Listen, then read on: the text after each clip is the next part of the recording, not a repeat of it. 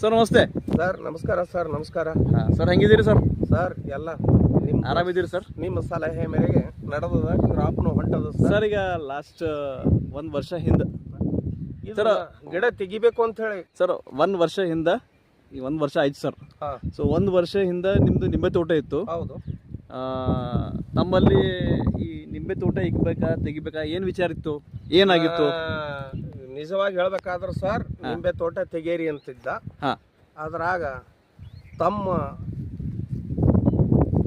Advice ಮೇರೆಗೆ ತಾವು ಏನೇನು ಹೇಳ್ತಿರೋ ಆ ಟೈಪ್ನ ಜೈವಿಕ ಪದ್ಧತಿ ಅಳವಡಿಸ್ಕೊಂಡು ಬಂದಾಗ ನನಗೆ ಗಿಡನೂ ಸುಧಾರಿಸ್ದು, ಆಮೇಲೆ ಕ್ರಾಪ್ನೂ ಹೊಂಟು.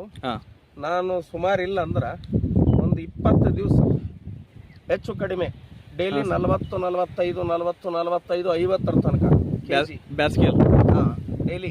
ಏನು ರೇಟ್ ಸಿಕ್ಕಿ ಸರ್? ಸರ್ ಅದು ನನಗೆ ಸಿಕ್ಕಿದ್ದು 110 ಹಿಡ್ಕೊಂಡು ರೇಟ್ ಅವೈಲೇಬಲ್ ಆಗ್ಯದ. 150 ತನಕ ಸಿಕ್ಕ. 110 ಹತ್ತದ ನನಗೆ.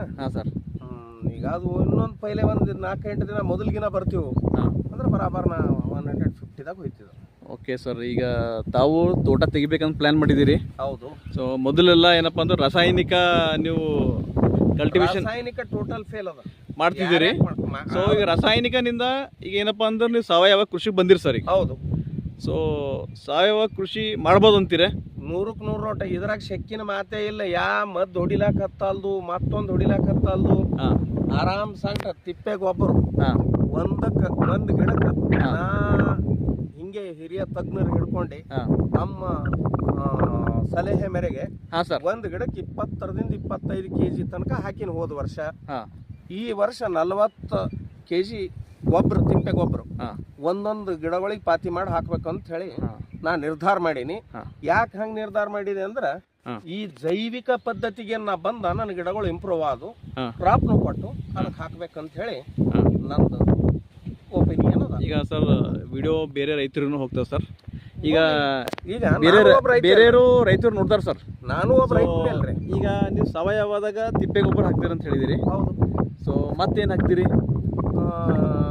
ಸ್ವಲ್ಪ pH ಲೆವೆಲ್ ಕಡಿಮೆ ಇದ್ದ ಕಡೆಯಿಂದ ಜಿಪ್ಸಮ್ ಹಾಕಿರಿ ಸರ್? ಹೌದು. ಓಕೆ. ಮತ್ತೆ ಸರ್ ಮತ್ತೆ ಇದಕ್ಕೆ ಸಿಂಪರಣೆ ಮಾಡೋದು. ಸಿಂಪರಣೆ ಏನೇನು ಮಾಡಿರಿ? ಟ್ರೈಕೋಡರ್ಮ, ಸೋಡೋಮೋನಾಸ್, AMC ಸರ್ ಇದನ್ನ ಮಾಡೀನಿ. ಮತ್ತೆ ಮ್ಯಾಂಗೋ ಸ್ಪೆಷಲ್ ಒಂದು ಸ್ವಲ್ಪ ಹಾಕಿನಿ. ಅದರ ಮೈಕ್ರೋ ನ್ಯೂಟ್ರಿಯೆಂಟ್ಸ್ ಇರ್ತಾವ. ಹೌದು. ಅದು ಹಾಕಿರಿ. ಬೆಲ್ಲ ಹಾಕಿ ಸಿಂಪರಣೆ ಮಾಡೀನಿ. ಬೆಲ್ಲ ಹಾಕಿದಾಗ ಏನಪ್ಪಾ ಅಂತ ಜೇನಿನ ನೊಣಗಳು ಗೂಡು ಕಟ್ಲಕ್ಕೆ ಸ್ಟಾರ್ಟ್ ಮಾಡ್ತಾರೆ. ಹೆಂಗೆ ಈಗ ಏನು ನಿಂಬೆ ತೋಟ ಇಕ್ತೀರಿ?